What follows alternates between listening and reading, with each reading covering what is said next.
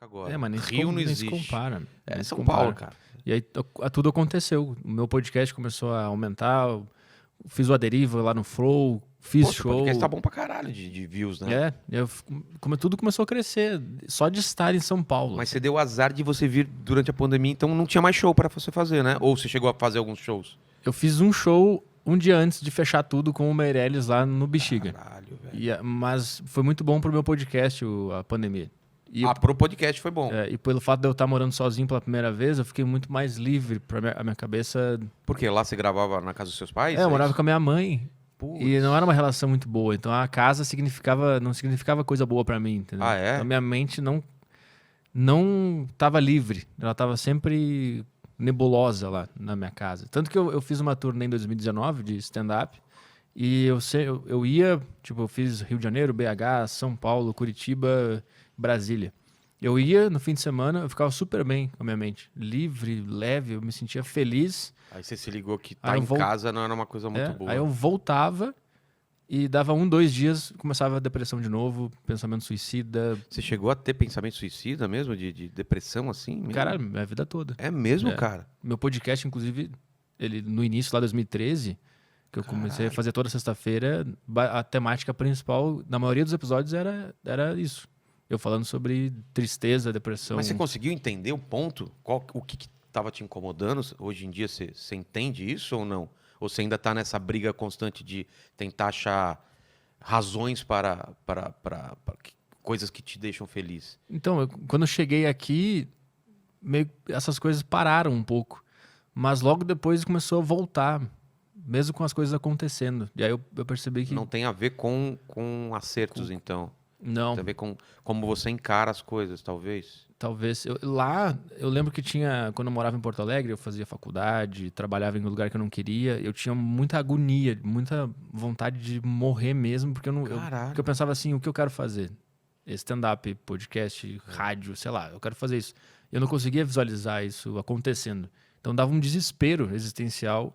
Eu não conseguia ver luz no fim do túnel. Pra mim, a vida ia ser um emprego de bosta que eu não ia gostar. Entendi. Ganhar meu dinheiro, viver com a minha mãe até sei lá quando, porque é tudo caro, não tem como morar sozinho. E eu pensava que era isso dava um puta desespero. Ou trabalhar numa coisa que você odeia para pagar as contas. Então, mas hoje você se vislumbra isso. E por que às vezes você acha que ainda dá esse pensamento, mesmo você vislumbrando isso? Por causa da pandemia, talvez? Não sei o que é. Às vezes vem um pensamento de que eu tô fazendo tudo errado e que as pessoas logo vão descobrir que... Será que não é a síndrome do impostor? Você tá ligado, né? Sim. Será que é um pouco disso? Isso é um de negócio... achar que você tá meio que enganando as pessoas, que você não é tão bom assim.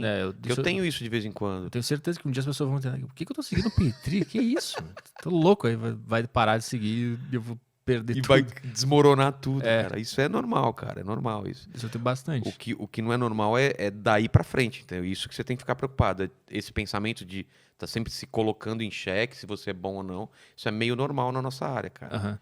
Principalmente quando você faz um show que não é tão legal e tal. E aí você faz um show bom, você muda.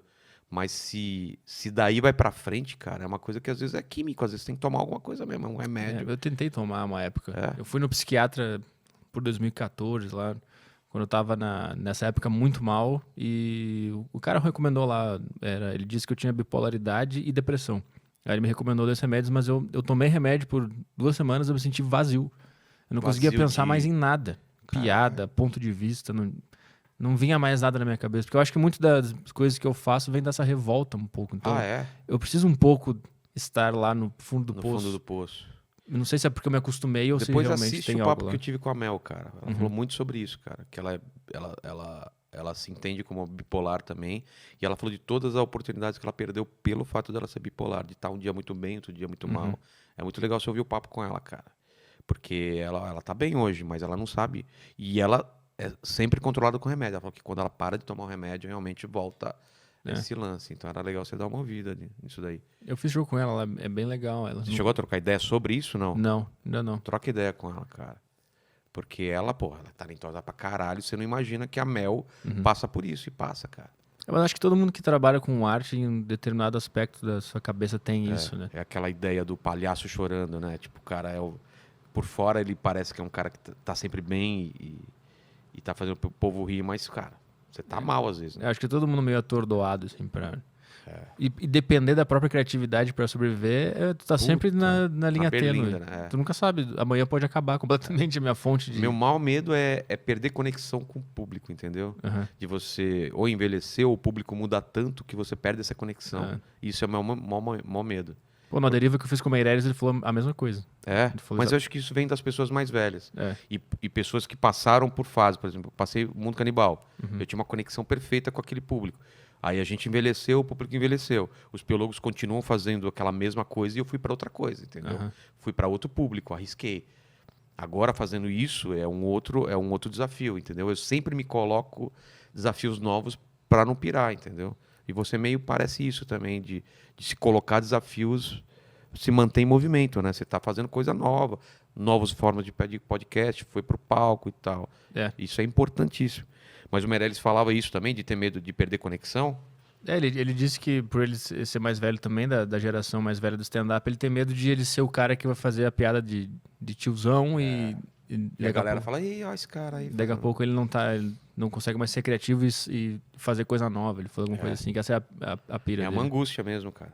E essa angústia de estar nessas redes sociais, puta, isso me angustia muito, cara. Eu odeio rede social. Eu tento não ler comentário. Não, eu tenho no meu quadro lá, tá escrito não ler comentários. Sério mesmo? Eu não consigo ainda, cara. Eu respondo, eu recaio bastante. E, cara, a maioria dos comentários negativos do podcast é isso. Acho que a gente tava conversando antes, né? Aqui do podcast começar. Porra, deixa o cara falar, só você fala. A galera não entende que é um bate-papo, entendeu? Sim. Então eu respondo ainda, mas claro.